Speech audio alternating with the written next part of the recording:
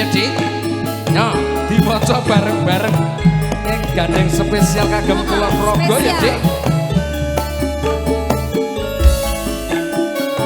Aku sing goceki.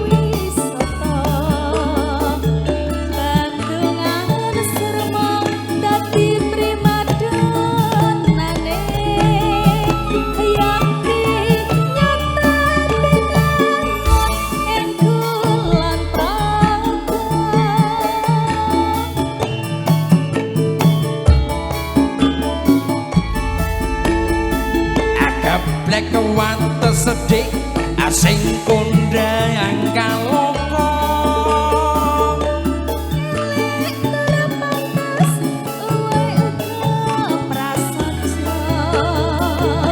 nonton nanggo adik neng pinggiring progo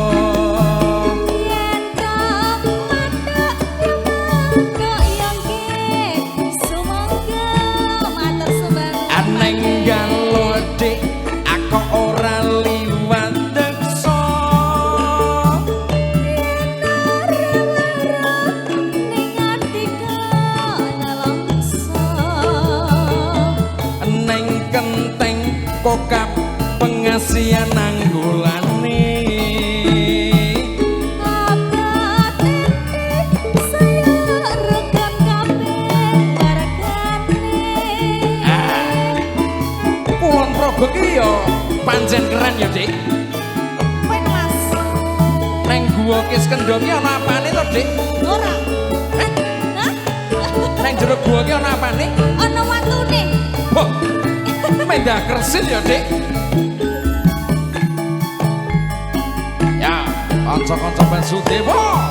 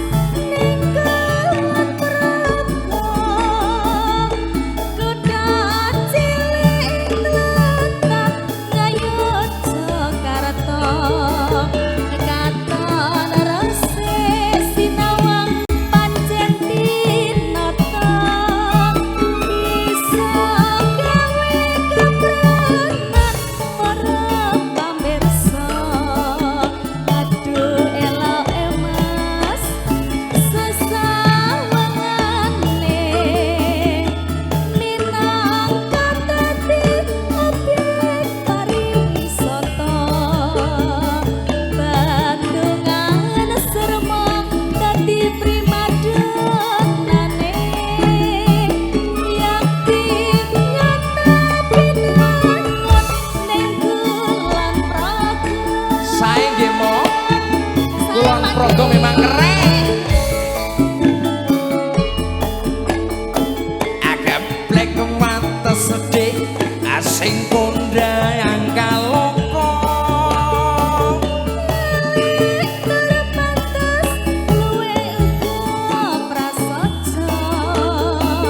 nonton nanggo Dik neng pinggiring progo